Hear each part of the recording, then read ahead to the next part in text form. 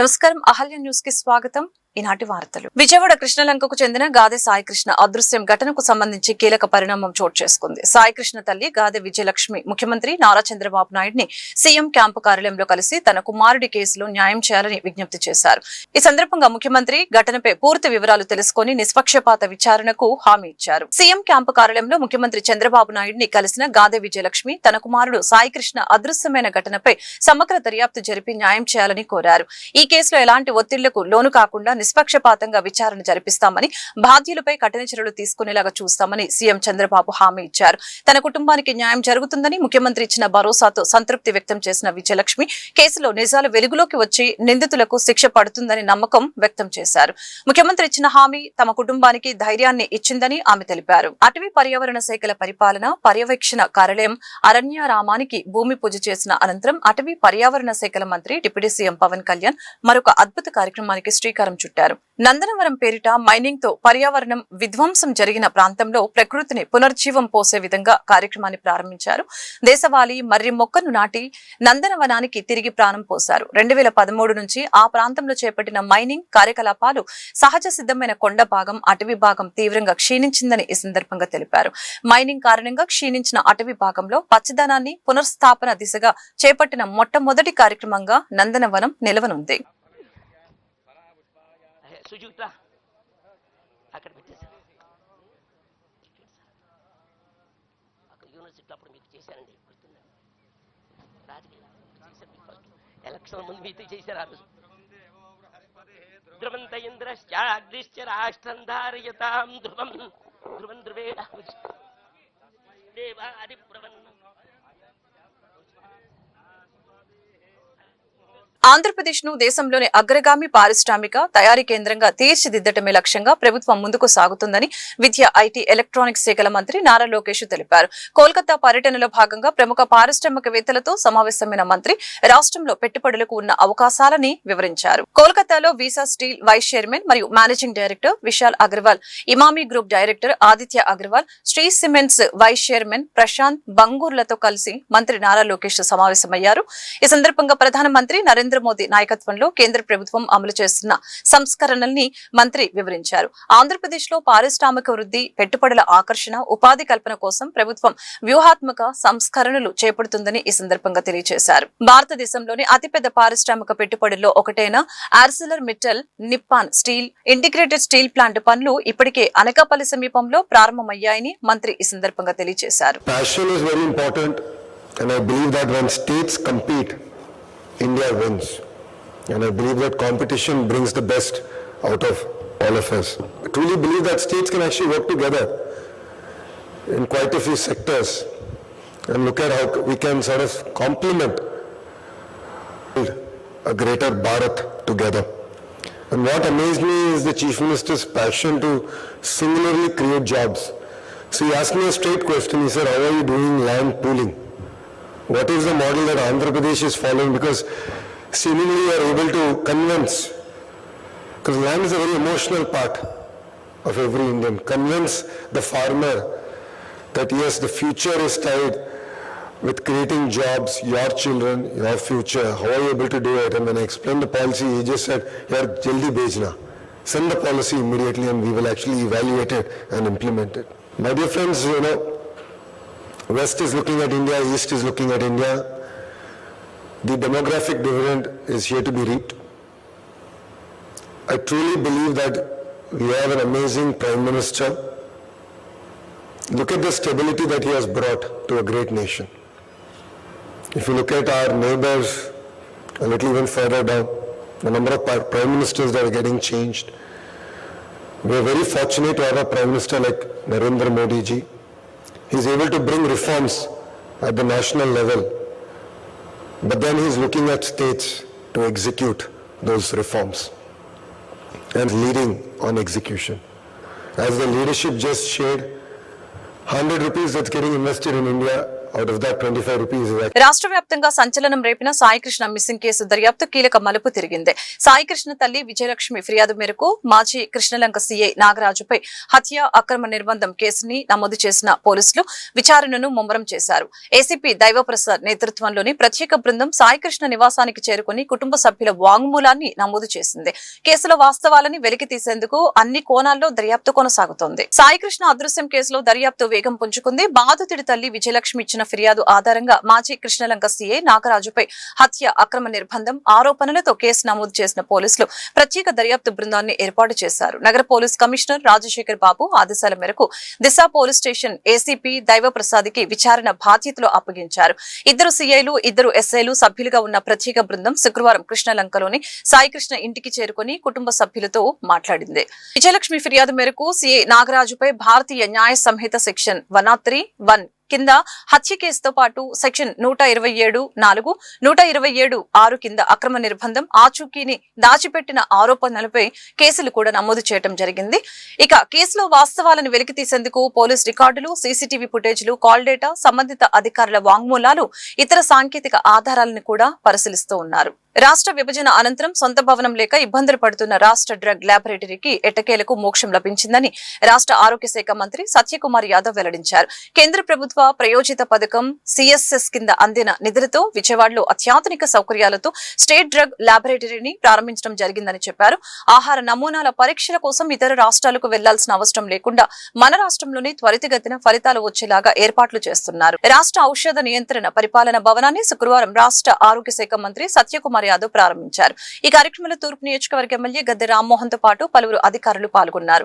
ఈ సందర్భంగా మంత్రి మాట్లాడుతూ గత ప్రభుత్వ నిర్లక్ష్యం కారణంగా ఏళ్ల తరబడి పెండింగ్ లో ఉన్న ఈ ప్రాజెక్టుని కూటమి ప్రభుత్వం ప్రాధాన్యత క్రమంగా పూర్తి చేసిందని తెలిపారు. సుమారు 55,000 చదరపు అడుగుల విస్తీర్ణంలో డ్రగ్ కంట్రోల్ అడ్మినిస్ట్రేషన్ కార్యాలయాలు, ల్యాబొరేటరీని నిర్మించడం జరిగిందని ఈ సందర్భంగా తెలియజేశారు. స్టేట్ డ్రగ్ ల్యాబొరేటరీని ప్రారంభించుకోవడం జరిగింది. రాష్ట్ర విభజన జరిగిన తర్వాత టెంపరీగా స్టేట్ డ్రగ్ ల్యాబొరేటరీని విజయవాడలో ఏర్పాటు చేసుకున్నారు. అయితే గత సంవత్సరాలుగా సొంత భవనం ఉండాలి, అదేవిధంగా ల్యాబొరేటరీకి సొంత భవనం ఉండాలనే ఒక కళ ఏదైతే అది కలగానే మిగిలిపోయింది. 2018-19లో కేంద్ర ప్రభుత్వం సెంట్రల్లీ స్పాన్సర్ స్కీమ్ కింద స్టేట్ డ్రగ్ ల్యాబొరేటరీని, అదేవిధంగా 2 రీజనల్ ల్యాబొరేటరీని, అదేవిధంగా స్టేట్ హెడ్ క్వార్టర్స్ లో సొంత భవనాన్ని, జిల్లాల్లో 23 జిల్లాల్లో 23 జేడీ, ఏడీ జిల్లా ఆఫీసులను కూడా నిర్మాణం చేయడం కోసం నిధులు మంజూరు చేసింది. అయితే గత ఎన్డీఏ ప్రభుత్వంలో చివరి సంవత్సరంలో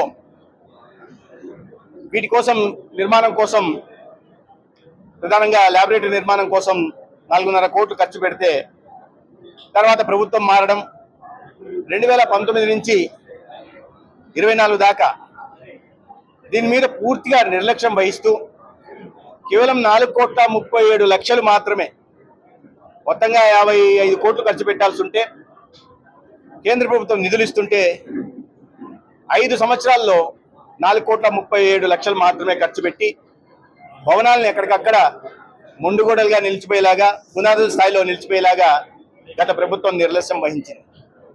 డీసీఏ చాలా ప్రధానమైన విభాగం. ఎందుకంటే నాణ్యమైన మందుల లభ్యత మార్కెట్లో ఉండాలన్నా, లేదా ఈ స్పూరియస్ డ్రగ్స్, హానికరమైన డ్రగ్స్ నివారించాలన్నా, లేదా నాణ్యమైన మందుల సరఫరా జరగాలన్నా, లేదా ప్రిస్క్రిప్షన్కి ద్వారానే జరగాలన్నా డీసీఏనే ఎన్ఫోర్స్మెంట్ చేస్తూ ఉంటుంది. అటువంటి వాటికి సొంత ల్యాబొరేటరీ లేకపోవడం వల్ల ఇబ్బందులు ఎదురయ్యేవి. ఆ ల్యాబొరేటరీలు గతంలో కేవలం 6,000 మాత్రం. మలేషియాలో ఏపీ మంత్రి నారాయణ పర్యటన 2వ రోజు కొనసాగుతుంది. మలేషియాలో ఘన వ్యర్థాల నిర్వహణ, తక్కువ ధరలో ఇళ్ల నిర్మాణం వంటి ప్రాజెక్టుల్లో అమలు చేస్తున్న అత్యుత్తమ పద్ధతుల్ని మంత్రి అధ్యయనం చేస్తున్నారు. సెలాంగోర్ రాష్ట్రంలోని బుకిత్ తగర్ ఎన్విరో పార్క్ ని సందర్శించారు. మలేషియాలో అతిపెద్ద శానిటరీ ల్యాండ్ ఫీలింగ్ ప్రాంతంగా బుకిత్ తగర్ పేర్కొంది. ఘన వ్యర్థాలను పర్యావరణానికి హాని లేకుండా శాస్త్రీయ పద్ధతిలో పూడ్చిపెట్టే విధానాన్ని మంత్రి అధ్యయనం చేశారు. భూమి, నీరు కలుషితం కాకుండా వ్యర్థాల నిర్వహణ ఏ విధంగా చేస్తున్నారో మంత్రికి అధికారులు వివరించడం జరిగింది. and the treated leachate will be reused for our site operation. For your information, the whole project site. 1, 2, 3. 1, 2, 3. 1, 2. Come to Butaga, and we have two different facilities here. One is a recycling, scheduled waste recycling plant facility, and another is a treatment and disposal facility.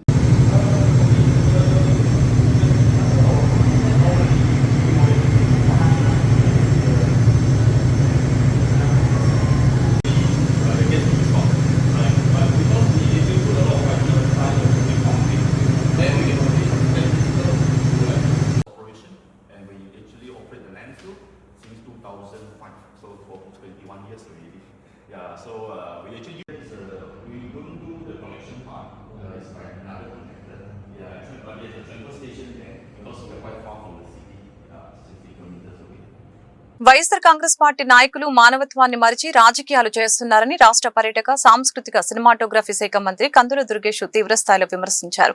అనారోగ్యంతో ఉన్న చిన్నారి కోరిక మేరకు ఉప ముఖ్యమంత్రి పవన్ కళ్యాణ్ చేసిన పరామర్శని కూడా రాజకీయాలకు వాడుకోవడం అమానవీయ రాజకీయాలకు నిదర్శనమని అన్నారు. శుక్రవారం మీడియాతో మాట్లాడిన ఆయన వైసీపీ నేతలు చేసిన వ్యాఖ్యలను తీవ్రంగా ఖండించారు. చిన్నారి ఆరోగ్య పరిస్థితిని దృష్టిలో ఉంచుకొని పవన్ కళ్యాణ్ స్వయంగా వెళ్లి పరామర్శించి ధైర్యం చెప్పారని, అవసరమైతే వ్యక్తిగతంగా సహాయం చేయడానికి కూడా ముందుకొచ్చారని తెలిపారు. అలాంటి మానవతా చర్యను సైతం విమర్శించడం రాజకీయ సంస్కారం లేకపోవటాన్ని చూపుతుందని అన్నారు. రాజకీయంగా విమర్శలు చేయవచ్చని, కానీ ఒక చిన్నారి ఆరోగ్య సమస్యని కూడా రాజకీయ ప్రయోజనాలకి వాడుకోవటం దుర్మార్గమని తెలియజేశారు. అలాగే హోంమంత్రి అనిత సమర్థవంతంగా పనిచేస్తూ రాష్ట్రంలో జరిగే ప్రతి ఘటనపై వెంటనే స్పందిస్తున్నారని, అయినప్పటికీ ఆమెపై వ్యక్తిగత విమర్శలు చేయడం బాధాకరమని అన్నారు.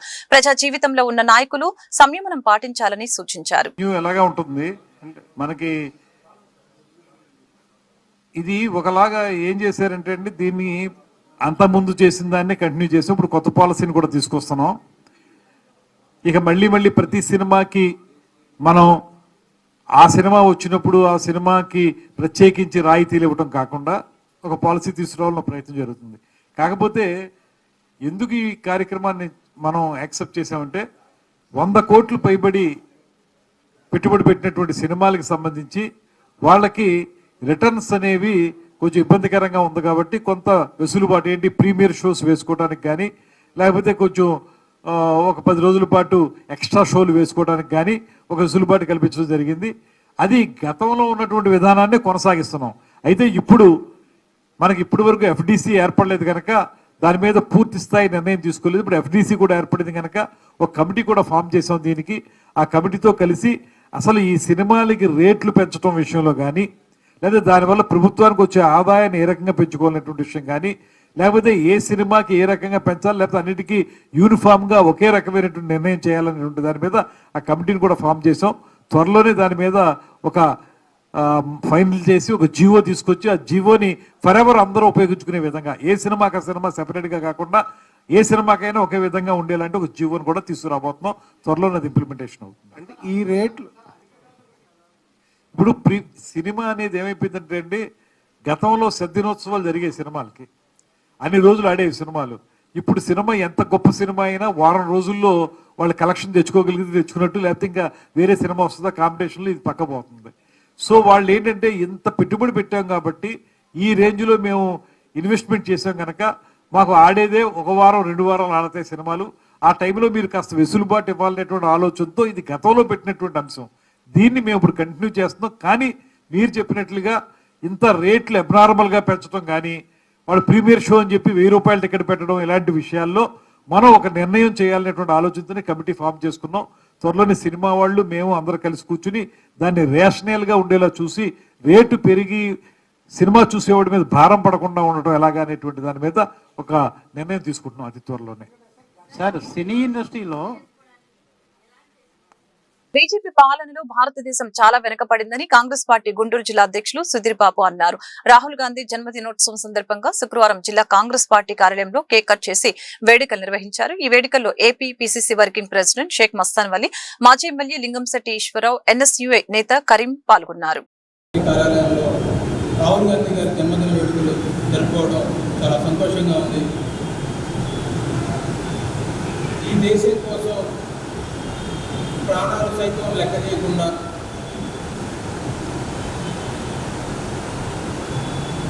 త్యాగం చేసినటువంటి కుటుంబం ఏదైనా ఉందంటే మొట్టమొదట మనకు గుర్తుకొచ్చేది ఇందిరాగాంధీ, జవహర్లాల్ నెహ్రూ గారు, రాజీవ్ గాంధీ గారు. అలాగే మరి వాళ్ళందరినీ స్ఫూర్తిగా తీసుకొని చిన్నప్పటి నుంచి జనరల్గా అందరూ ఏంటంటే బంధువులతో, మిత్రులతో, తోటి వారితో స్నేహపూర్వమైనటువంటి రిలేషన్స్ పెంచుకొని వాళ్ళ లైఫ్ స్టైల్ ఉంటుంది. కానీ రాహుల్ గాంధీ గారి జీవితం రెండు గన్నుల మధ్యలో, సెక్యూరిటీ మధ్యలో మరి ఏమి అన్యాయం చేశారని చెప్పి మరి వారి యొక్క కుటుంబాన్ని మరి ప్రాణత్యాగాలు చేసేటువంటి కుటుంబాన్ని పక్కన పెట్టేసి ఈ రోజున దారి మళ్ళీ అలాంటి ఒక మహా మనిషి అంత సెక్యూరిటీలో పెరిగి కూడా దేశం మీద ఇంత పట్టు సాధించి పలుమార్లు ఎంపీగా లక్షల మెజారిటీతో గెలిచి ఈరోజు ఉన్నటువంటి సమస్యల మీద నిత్యం పోరాడుతున్నటువంటి ఏకైక వ్యక్తి రాహుల్ గాంధీ. ఎన్నో చర్యలు చేపట్టారు రాహుల్ గాంధీ గారిని గళం విప్పనీయకుండా, పాలకపక్షం మీద వారు చేసేటువంటి అన్యాయాన్ని ఎదిరించకుండా. మరి ఎన్ని జరిగినా కానీ అల్లుపెరగని పోరాట యోధుడిలాగా ముందుకు వెళుతూనే ఉన్నాడు. మొన్న 2 చోట్ల కేరళలో జరిగినటువంటి పార్లమెంట్ ఎలక్షన్స్లో, రాయబరేలీలో 2 చోట్ల ఎంపీగా గెలవడం జరిగింది. మరి దేశంలో ఉన్నటువంటి దేశ ప్రజలు మరి మెచ్చుకోకపోతే 2 చోట్ల ఒక నాయకుడు పార్లమెంటు స్థాయిలో ఎలా ముందుకు వస్తారు? కాబట్టి ఈ చిన్న చిన్న చేంజెస్ ఏవైతే ఉన్నాయో డెఫినెట్గా భావి భారత్ ప్రధాని అవడానికి గల ఏకైక సమర్థుడు. అంతే విజ్ఞానం, ప్రస్తుతం ఉన్న సమస్యల మీద అవగాహన, ఆ సమస్యలకు సంబంధించినటువంటి కూటమి పాలనలో బీసీలకు రక్షణ లేకుండా పోయిందని వైఎస్ఆర్సీపీ బీసీసీఎల్ గుంటూరు జిల్లా అధ్యక్షులు తాడిపోయిన వేణుగోపాల్ మండిపడ్డారు. శుక్రవారం గుంటూరు బృందావన్ గార్డెన్స్ లోని జిల్లా వైఎస్ఆర్ కాంగ్రెస్ పార్టీ కార్యాలయంలో ఏర్పాటు చేసిన మీడియా సమావేశంలో పలువురు బీసీ నేతలతో కలిసి తాడిపోయిన వేణుగోపాల్ మాట్లాడారు. మాజీ మంత్రి కారుమూరి నాగేశ్వరరావు కుమారుడు ఎంపీగా పోటీ చేసిన కారుమూరి సునీల్ అక్రమ అరెస్టుని తీవ్రంగా ఖండించారు. అదేవిధంగా ఇటీవల ప్రకాశం జిల్లాలో గొర్రెలు కాసుకుంటున్న యాదవులపై జరిగిన దాడి, అక్రమ కేసులను తీవ్రంగా ఖండించారు.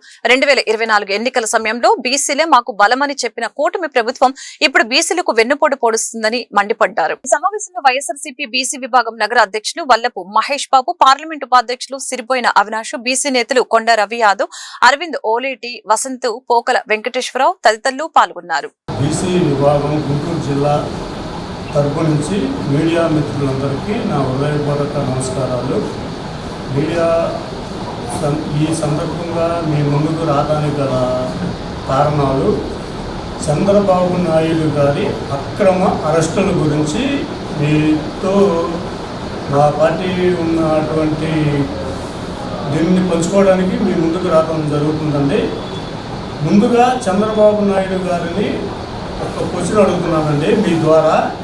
చంద్రబాబు నాయుడు గారు అధికారంలోకి ఎలా వచ్చారనేది తర్వాత సంగతి. అధికారంలోకి వచ్చి 2 సంవత్సరాలు అవుతున్నది. ఈ 2 సంవత్సరాల కాలంలో వైఎస్ఆర్సీపీ కాంగ్రెస్ పార్టీ నాయకుల మీద ఎంతమంది మీద మీరు తప్పుడు కేసులు బనాయించారు? అందుట్లో ఎన్ని నిరూపించగలిగారు? ఒక్క కేసన్నా సరే మీరు నిరూపించగలిగారా? ఇవాళ నిన్నగాక మొన్న ఏలూరు ఎంపీ కంటెస్టెడ్ అభ్యర్థి కారుమూరి సునీల్ కుమార్ గారిని తప్పుడు కేసులో అరెస్టు చేయడం జరిగింది.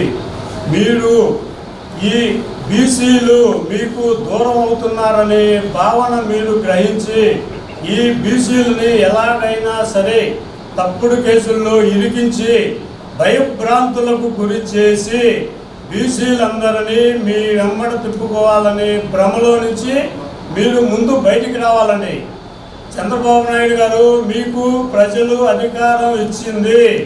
చేతనైతే మంచి పనులు చేయండి, చేత కాకపోతే ఈ బీసీ బిడ్డలనే మీరు భయపెట్టి మీ పక్కకి తిప్పుకోలేరు. బీసీలు తిరుగుబాటు జరిగితే ఏం జరిగిందో మీరు గతంలో చూసి ఉన్నారు. మీరు గతంలో అలుమి కాని హామీలు, సాధ్యం కాని హామీలు, మీకు 2019లో బీసీలు సపోర్ట్ చేయకపోతే మీకు ఏ గతి పట్టిందో మీకు అర్థమయ్యింది. తర్వాత 2024లో అలిమి కాని హామీలు, సాధ్యపడని హామీలు, బీసీలకు 50 సంవత్సరాలకే పెన్షన్ అన్నారు, బీసీలకు నిరుద్యోగ భృతి అన్నారు. ఏదన్నా ఒక్కటన్నా బీసీలు గొర్రెల కాపరులకి సబ్సిడీ లోన్లు అన్నారు, గొర్రెల పెంపకానికి నిధులు అన్నారు. బీసీ ప్రభుత్వం బీసీల ఆత్మగౌరవాన్ని దెబ్బతీసే విధంగా, బీసీల మనోభావాలపై, రొమ్ములపై తన కాలు మోపి గుద్దే విధంగా ఈరోజు రాష్ట్ర ప్రభుత్వం పరిపాలన జరుగుతుందని చెప్పాలి. ఈ రాష్ట్రంలో అత్యంత ప్రాముఖ్యత కలిగినటువంటి, అత్యంత మెజారిటీ కలిగినటువంటి బీసీ ఓట్లతో గద్దెనెక్కి ఇవాళ ఆ బీసీలనే పెడచెవులు పెడుతూ ఆ బీసీల పైన కక్షపూరిత రాజకీయం చేయటం ఎంతవరకు కరెక్ట్ అడుగుతారు. ఇవాళ మాజీ మంత్రివర్యులు కారుమోని వారి కుమారుణ్ణి, ఆయన కూడా ఎంపీగా పోటీ చేసిన పరిస్థితి ఉంది వైసీపీ నుంచి. ఆయన కుమారుణ్ణి వాళ్ళ మద్యం కేసులో ఇరికించి, అంటే బీసీలు రాజకీయ పరంగా ఎదగకూడదు, బీసీలు రాజకీయ పరంగా ఎదిగితే ఇలా బురద జల్లి వాళ్ళని 10 మందిలో పలచనగా కూర్చోబెట్టడం మాత్రమే ఈ ప్రభుత్వం ఒక్క వైఖరి చెప్పాలి.